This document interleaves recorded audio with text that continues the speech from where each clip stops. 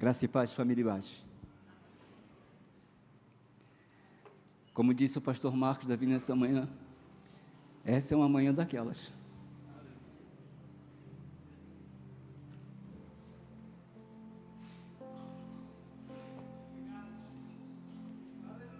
É a manhã onde a inegável presença do Senhor está nesse ambiente. Os nossos corações não conseguem deixar de perceber a sua presença. A racionalidade da nossa mente nos conduz a percebê-la.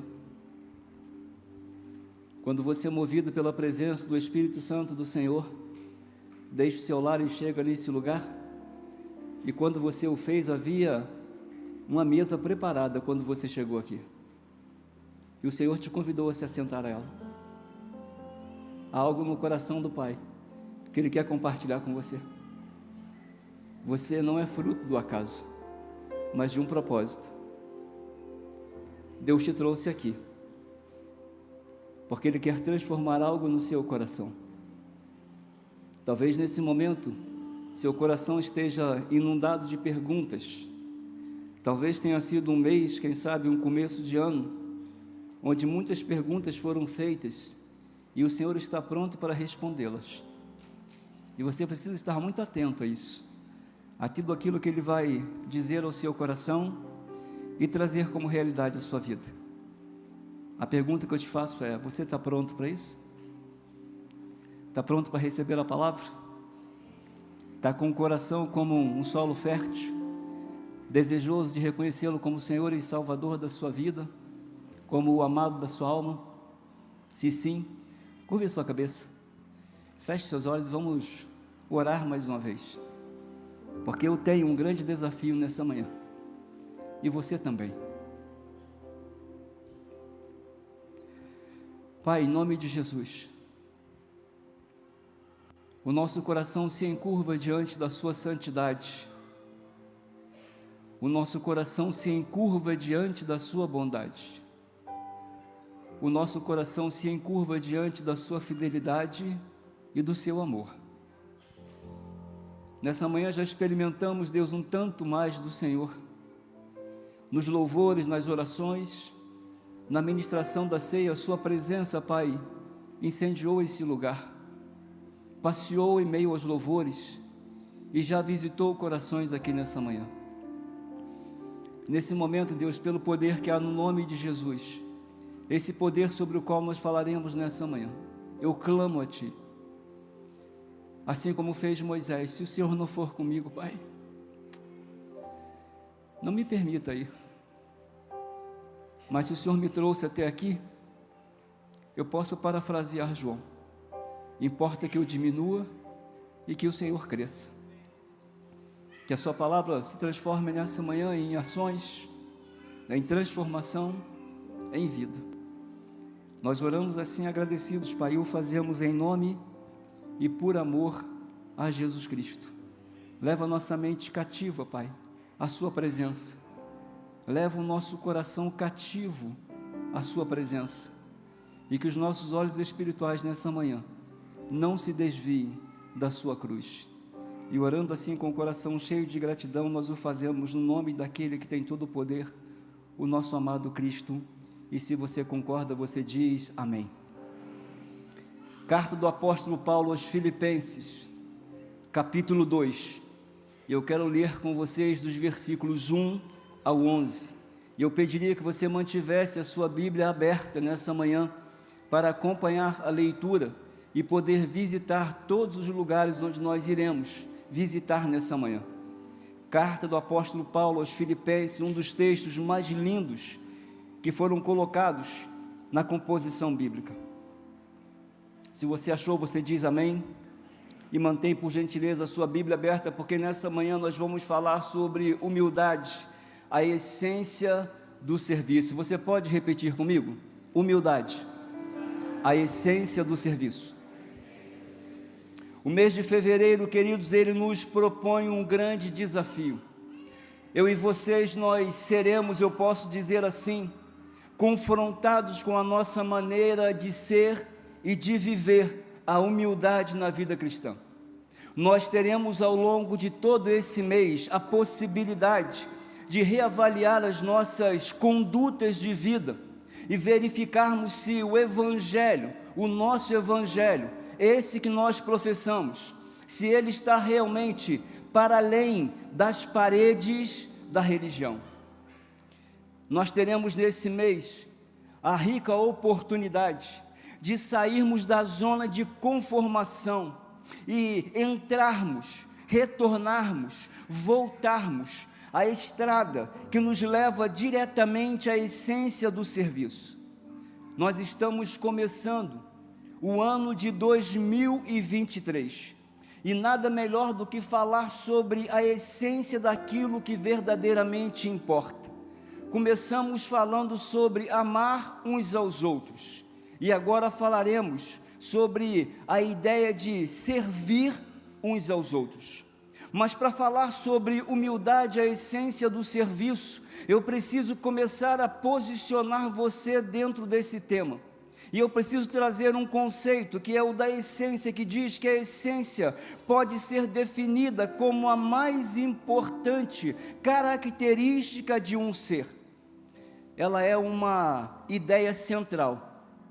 Ela é um argumento principal. Queridos, é na humildade que se revela a solidariedade, mas também a empatia, porque nos colocamos na mesma condição que o outro e começamos a participar de suas lutas e dores. A humildade, eu diria, ela nos faz descalçar os pés diante do solo sagrado da santidade de Deus. Se nós precisamos, se nós desejamos e entendemos ser necessário reconhecer esses princípios, é para eles que nós somos convidados essa manhã. Porque enquanto a arrogância, ela forma orgulhosos, a humildade capacita pela sabedoria. O orgulhoso, ele busca o mérito por sua competência, enquanto a humildade segue um caminho completamente diferente, de mãos dadas com essa sabedoria que acabei de citar. Porque Provérbios 11, no verso 2 vai dizer: quando vem o orgulho, chega a desgraça, mas a sabedoria, diz o texto, essa está com os humildes. A humildade, ela nos ensina como lidar com a condição que nos é oferecida e as posições em que eu e vocês, nós somos colocados. Como é que eu sei disso, pastor? Porque é João Batista, referindo-se a Jesus, que nos faz entender esse princípio. Em João capítulo 1, versículo 27, ele vai dizer assim: ele é aquele que vem depois de mim, cujas correias das sandálias eu não sou digno de desamarrar. Quando João, o apóstolo, vai falar no capítulo 15, versículo, na dependência dele, porque sem ele nós não podemos fazer nada. Queridos, a humildade, ela colocou João na condição ideal. Em João, no Evangelho de João, capítulo 3, versículo 30, ele vai dizer: importa que eu diminua e que ele cresça. Sem humildade, a devoção se torna apenas um culto à personalidade. Sem humildade, a devoção se torna apenas um culto à personalidade. Por isso, em Marcos capítulo 7, os versículos 24 a 30, vai repetir isso para mim, para você, de maneira muito clara. A humildade, ela fez com que a oração de uma mulher sírio-fenícia fosse atendida, fez com que um dirigente da sinagoga, chamado Jairo, deixasse a sua posição de relevância, a sua posição de importância, a sua posição de honra, e se prostrasse diante de Jesus, em favor da sua filha. Queridos, ouçam, quando a necessidade surge, o orgulho, ele dobra os seus joelhos.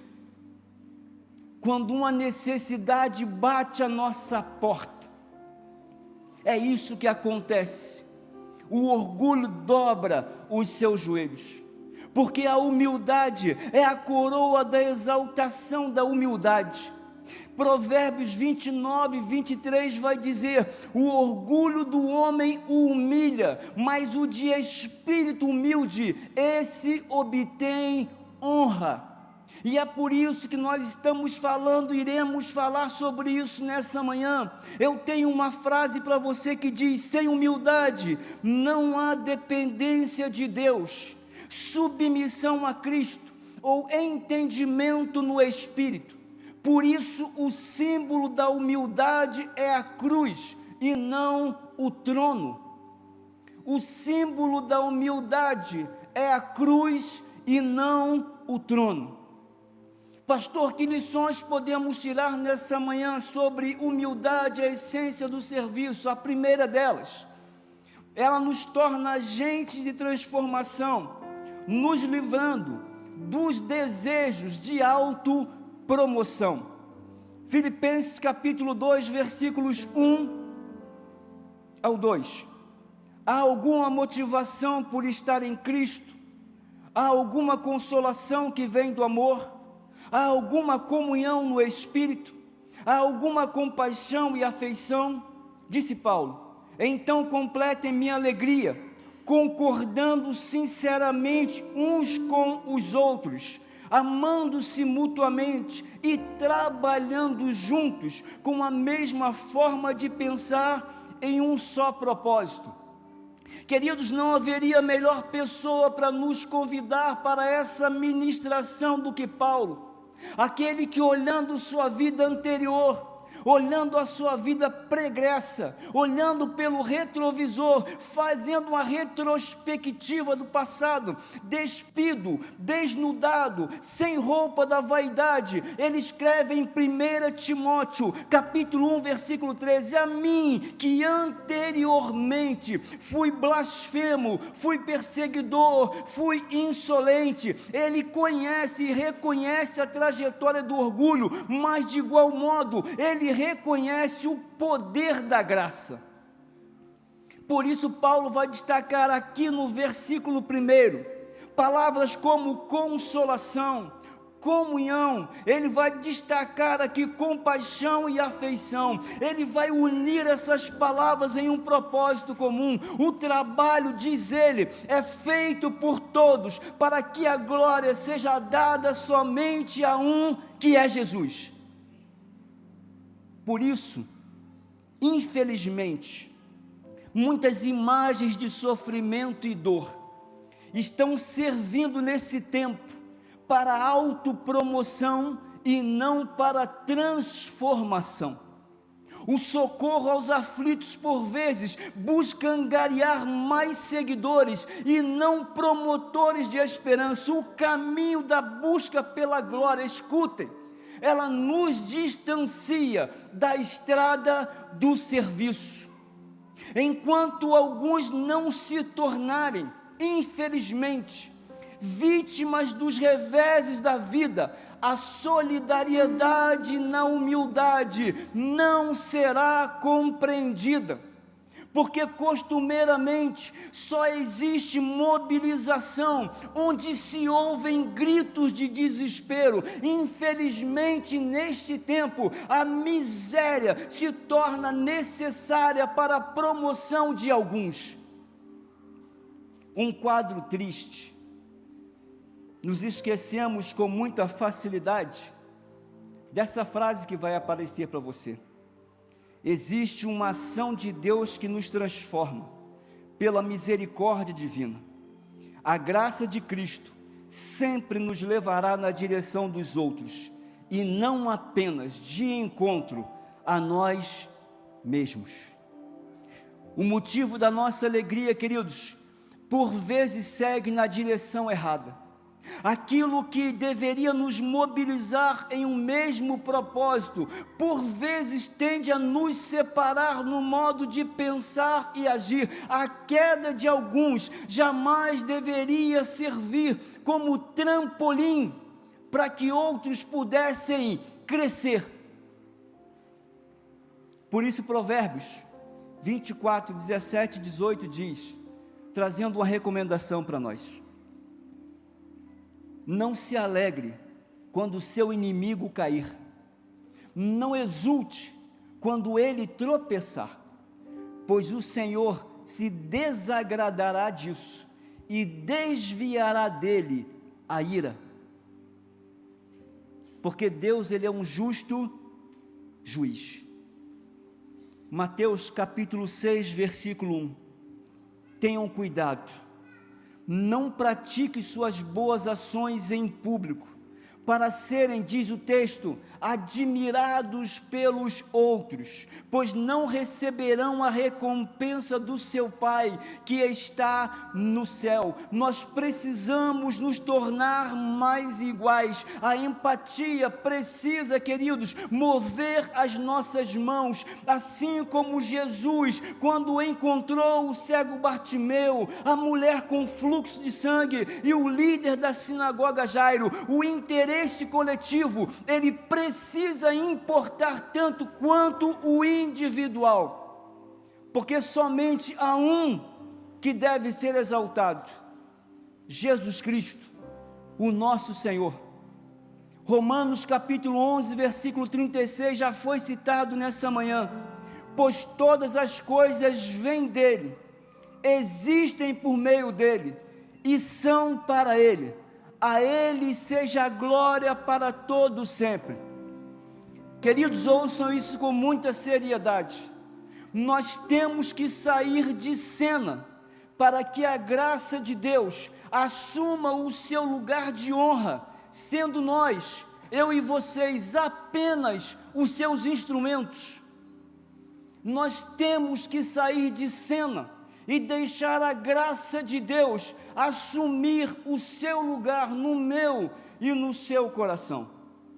Segundo lugar, ela nos leva ao caminho da graça divina, nos distanciando da busca por méritos humanos. Versículos 3 e 4 diz assim, de Filipenses, capítulo 2: não sejam egoístas, nem tentem impressionar ninguém. Sejam humildes e considerem os outros mais importantes que vocês. Não procurem apenas os próprios interesses, mas preocupem-se também com os interesses que são alheios. Queridos, vivendo sob a influência de um mundo que busca privilégios em todo o tempo e que se acostume cada dia mais com os benefícios da cruz, eu e vocês, nós somos diariamente convidados a nos assentar à mesa, onde o maior mérito está na graça do serviço que nos é oferecida pelo exemplo de Jesus. Quando Jesus lava os pés dos seus discípulos, ele diz: eu vos dei exemplo, para que como assim eu fiz, vocês também façam. Em um mundo, queridos, de desigualdades, por vezes a regra se torna exceção. Bondade, misericórdia e favor passam a ser produtos em extinção no mercado do favor divino. Escute, enquanto a dor dos outros importarem menos que as nossas, nós viveremos sempre em busca de recompensas individuais. Por isso que esse ano é o ano da unidade. Por causa disso, algumas imagens não passam mais a nos incomodar, porque aquele que olha apenas para si, não consegue perceber aquilo que está ao seu redor. Quando os interesses se tornam apenas pessoais, o coletivo passa a ter menos importância. Por isso o apóstolo Paulo diz: não sejam egoístas, preocupem-se também com o outro. O humilde, queridos, ele não sai à procura de benefícios da honra, mas aguarda ser encontrado por eles no tempo oportuno. E é a justiça de Deus quem promove esse encontro. Deus sabe de onde nos tirou, e Ele sabe para onde está nos levando, melhor dizendo. A justiça de Deus nos permite cumprir o seu ideal. a humildade acentuada. Por isso, Paulo disse no versículo 3, preocupem-se em agradar somente a Deus. Ele diz, não tentem impressionar ninguém. Queridos, Deus sabe o que está fazendo na minha vida e na sua vida. O menino humilde desceu ao vale de Elá, desacreditado, sendo humilhado por sua família, sendo desconsiderado pelo seu povo. A vitória do menino chamado Davi sobre Golias não era um ato humano, mas uma demonstração de poder divino, daquilo que Deus pode fazer quando nós nos colocamos na dispensação da graça e do poder do nome de Jesus, porque antes de subir ao trono, Davi teria que descer ao vale, mas quando ele desce na autoridade do nome de Jesus, porque ele vai dizer, estando de frente com Golias, você vem contra mim com espadas, escudos e lanças, mas eu vou contra você em nome do Senhor dos Exércitos. Hoje mesmo, o Senhor te entregará nas minhas mãos. Pleno da presença do Espírito de Deus, inundado da graça abundante do Senhor. Queridos, enquanto Ana orava e chorava por um filho, Deus a presenteava com um sacerdote, porque era ele quem coroaria o rei Davi. O comandante do exército da Síria, chamado Naamã, e esse texto está em 2 Reis, capítulo 5, ele aprendeu a duras penas que a ausência de humildade pode nos distanciar da bênção de Deus por causa da arrogância da nossa humanidade. Quando ele foi convidado a ser curado da lepra e ir ao Rio Jordão, ele disse, não haveria um lugar melhor? E chegando lá, ele disse, o profeta nem saiu para me receber, eu vou embora como eu estou, doente, enfermo. Os seus soldados dizem, não é melhor o senhor voltar e fazer o que ela disse? Ele mergulha, e somente então é curado. Queridos, a busca por méritos pode confundir a nossa razão, nos levando na direção contrária ao propósito divino. Por isso Tiago no capítulo 3 foi enfático, foi assertivo, foi pontual. Quando vocês pedem, não recebem, porque vocês pedem mal, os seus motivos são errados. Tenho uma frase para você, para tornar isso mais claro. Somos atraídos primeiramente à cruz de Cristo, para somente depois sermos transformados por Ele. Porque se não compreendermos o valor da cruz de Cristo, jamais nós seremos capazes de realizar algo para Ele. Queridos, um pedido incoerente a Deus, por vezes traz uma lição sábia a ser aprendida por cada um de nós. A resposta de Jesus a Tiago e João e sua mãe, encontrada no Evangelho de Mateus, capítulo 20, os versículos de 20 a 28, responde a isso e serve para nós hoje. Quando ela pede, Jesus, posicione os meus filhos quando você estiver na eternidade, um à sua direita, um à sua esquerda. Jesus disse, você não sabe o que está pedindo. Poderão beber do cálice que eu vou beber? E eles disseram, poderemos? E mal sabiam o que viria pela frente. Jesus continua, e ele diz, encerrando esse texto de Mateus, quem quiser ser o líder entre vocês, que seja um servo. Quem quiser ser o primeiro entre vocês, que se torne um escravo. pois nem mesmo o Filho do Homem veio para ser servido, mas para servir e dar sua vida em resgate por muitos. Aprendam de mim, disse ele, que sou manso e humilde de coração. Então encontrarão descanso para as suas almas. Não queiram impressionar ninguém. Por último, nos transforma num poderoso argumento divino, porque a humildade exalta a glória de Cristo. Versículos 5 ao 11. Tem uma mesma atitude demonstrada por Cristo Jesus. Embora sendo Deus, não considerou que ser igual a Deus fosse algo a que devesse se apegar. Em vez disso, diz o texto, esvaziou a si mesmo, assumiu a posição de escravo e nasceu como ser humano.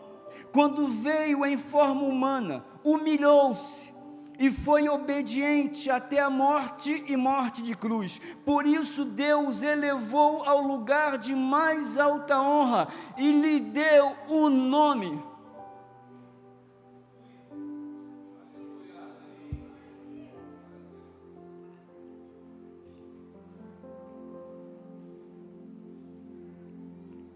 Que está acima de todos os nomes.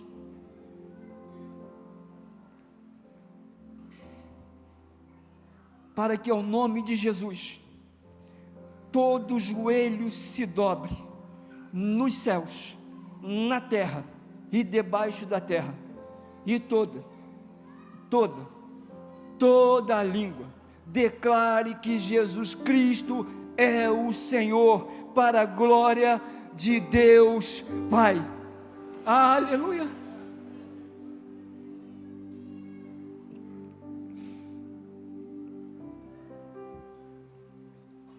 Paulo, no capítulo 2, no versículo 5, ele começa a fazer a finalização da sua exposição, e ele faz um convite a cada um de nós, e ouçam bem esse convite nessa manhã. Ele diz: tenham a mesma atitude demonstrada por Cristo Jesus. Foi esse mesmo Paulo que disse em 1 Coríntios, capítulo 11, versículo 1, sejam meus imitadores como sou imitador de Cristo. Queridos e queridas, amigos e amigas que estão aqui nessa manhã, em todo o tempo, vemos Jesus servindo a Deus por meio do serviço aos outros. Ele pregou, ele ensinou, ele curou, ele libertou, ele alimentou os famintos e lavou os pés dos outros. Nenhum serviço é desprezível, nem difícil demais para ele. Por isso, Filipenses capítulo 2, versículo 7 diz: esvaziou-se a si mesmo e assumiu a posição de escravo. Existem questões que diariamente rondam o nosso coração e inquietam a nossa alma. Há perguntas que chegam ao nosso coração e temos dificuldades em encontrar respostas. Nós ouvimos o ecoar das vozes em nossa mente sobre quem nós somos e o que queremos fazer da nossa vida. Queridos, ouçam, quando nós seguimos o exemplo de Cristo, nós não temos dúvidas acerca daquilo que devemos fazer. O exemplo dele não deixa dúvidas sobre o sentido da nossa vida, aquele tão buscado diariamente, mas nem sempre respondido à altura, porque a humildade tem a sua origem na cruz de Cristo, sendo ele a nossa referência. Não podemos esperar oferecer a ele menos do que aquilo que ele nos ofereceu, a sua própria vida. Por isso é Paulo quem diz: já não sou mais eu quem vivo, mas é Cristo que vive em mim. É esse mesmo Paulo que em 1 Coríntios capítulo 10, versículo 31 vai dizer: se você come, bebe ou faz outra coisa qualquer, que faça tudo para a glória de Deus. Em Filipenses capítulo 1, versículo 21, pois para mim o viver é Cristo e o morrer é lucro. Em Colossenses capítulo 3, versículo 17, ele vai dizer: e tudo que vocês fizerem ou disserem, façam em nome do Senhor Jesus, dando graças a Deus o Pai, por meio dele. Queridos, a humildade por si só, ela não é um ato de serviço, mas o serviço demonstrado em uma atitude pode representar a humildade. Por isso a humildade é a essência do serviço. Colossenses capítulo 3, versículo 24 vai dizer: lembrem-se de que o Senhor lhes dará uma herança como recompensa, e de que o Senhor é que a quem servem, é o Senhor, esse a quem servem por meio de Cristo. Evangelho de João, capítulo 20, versículo 21. Estou caminhando para o final, diz assim: assim como o Pai me enviou, eu os envio. Assim como o Pai me enviou, eu os envio. E o ministério pode vir à frente, por gentileza. Quero te fazer algumas perguntas. Onde estão aqueles que Jesus enviou? Estão aqui nessa manhã? Onde estão aqueles que irão pelo Senhor? Onde estão os arautos da esperança? Onde estão os ministros da reconciliação? Onde estão aqueles com a toalha e as bacias com água? Estão aqui nessa manhã? Sim ou não? Mas eu quero te trazer uma boa notícia, e queria que você prestasse bastante atenção nela. Segundo aos Coríntios capítulo 6 diz assim: como cooperadores de Deus, suplicamos a vocês, e isso é muito sério, que não recebam em vão a graça de Deus, pois Deus diz: no tempo certo eu os ouvi, no dia da salvação eu lhes dei socorro. De fato, agora é o tempo certo. Hoje é o dia da salvação. Hoje é o dia da salvação. Hoje é o dia que o Senhor está te levantando para uma maravilhosa obra. Hoje é o dia de você tomar uma decisão, assumir uma posição, se levantar de onde está sentado e dizer: Senhor, eis-me aqui, usa-me a mim. É hoje, não é amanhã, porque amanhã pode ser muito tarde. É hoje que você precisa ser as mãos que Cristo usa. Nós vamos, junto com o nosso Ministério de Música, entoar uma linda canção, e o pastor Marcos participou com a ceia hoje pela manhã, vai vir aqui e gentilmente fazer o encerramento dessa celebração. Não fiquem sentados, o Senhor está te convidando hoje a tomar uma decisão. Hoje é o dia de você se tornar um instrumento da grandeza do poder de Deus. Hoje é o dia do Senhor mudar a sua história. Hoje é o dia do Senhor mudar a sua vida. Vamos nos colocar em pé, por gentileza?